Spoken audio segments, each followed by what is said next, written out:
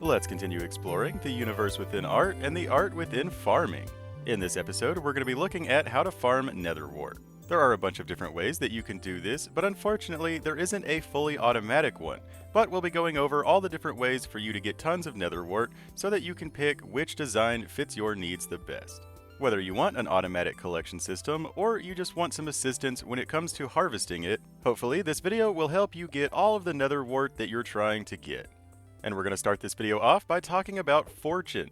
Fortune works on Nether Wart, and it won't even damage your tools, so you can use your Fortune pickaxe to harvest all of your Nether Wart safely without ever risking damaging your tool or any of that stuff. Now, of course, you can harvest it by hand, and you will get a decent amount of Nether Wart. Just if you use Fortune, you will get even more Nether Wart than if you harvested it by hand. So by hand, we got 45 Nether Wart from that little patch, but when using Fortune, we ended up getting, over a stack. We got a stack plus 11 of Nether Wart just because we used our pickaxe.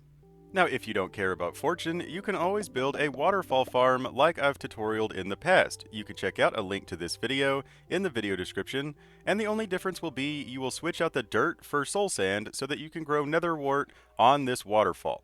And then once the Nether Wart is fully grown, you just press the button, which will release water, which will harvest all of the Nether Wart.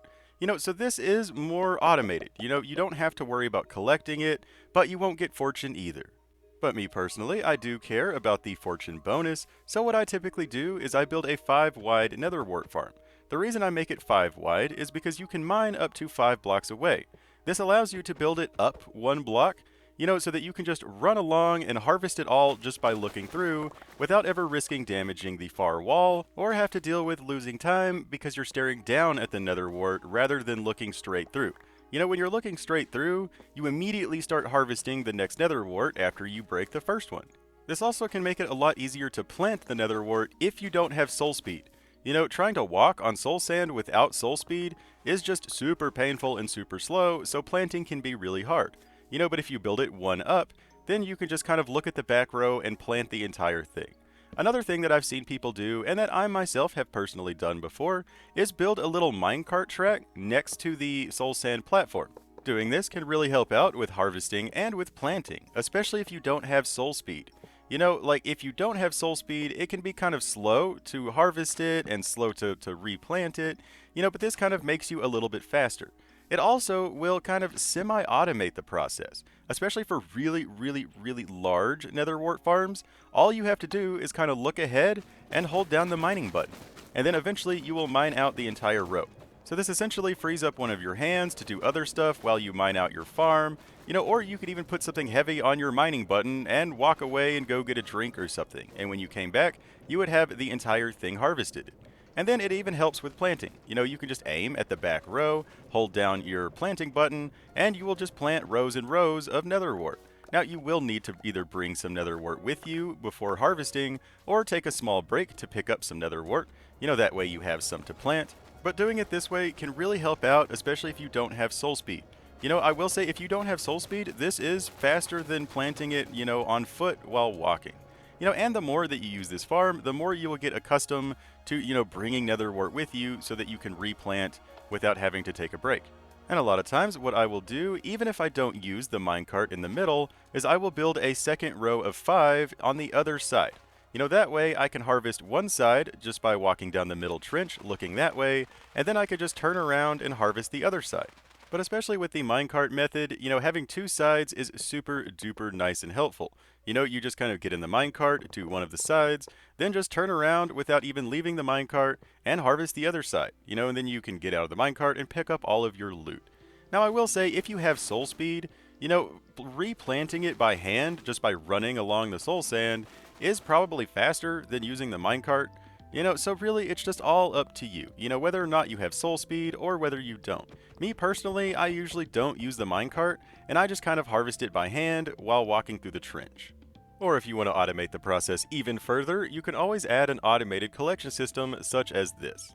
Whether or not you want to use the center minecart for harvesting, you can just place redstone dust right here with a button or a lever to activate your collection system. Now, this also does pair very well with the minecart method. That way, when you're in the minecart and you turn it on so that you're moving so that you can harvest, it also activates your automated collection system to pick up the Nether Wart as you harvest it. And just in case you're a little confused about how some of the powered rails are receiving power, we have a lever underneath this center row that is activating all of these powered rails right here that get the minecart its initial speed boost. And then for all of the other powered rails, we just dug a trench underneath here and placed levers on the bottom of all of the blocks. Now, of course, you could always use redstone blocks if you're feeling fancy. There's a bunch of different ways that you can power these minecarts. But then, of course, we have our soul sand on top of our rails to plant our nether wart. And since we have an automated collection system, we want to box this in so none of the nether wart can escape. Now, I recommend for the sides using a block that a pickaxe cannot destroy easily. That way, when you're using your fortune pickaxe to harvest, you won't accidentally destroy the walls. Now the back won't matter because it's 5 blocks away from where you're going to be. But for the sides, I like to use nether wart blocks because they're really hard to destroy with a pickaxe, or most tools that have fortune.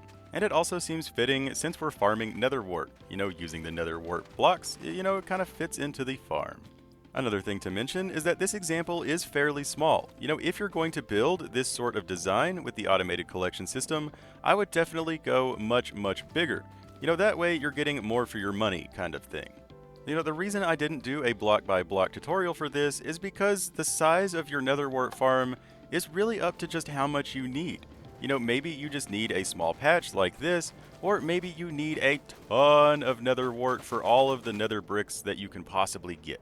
But no matter how big you plan on making it, really the only difference in building it is adding more rails and more powered rails to your collection system to make it longer.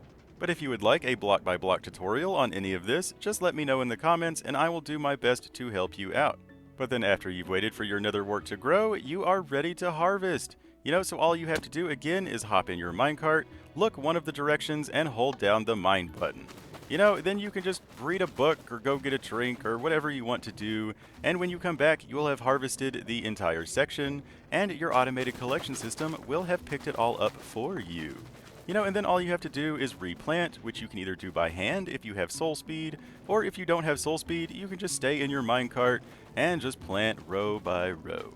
I will say with the minecart, it is kind of nice and relaxing, and it feels kind of like a little mini game. It's like, can I plant the entire row without missing one?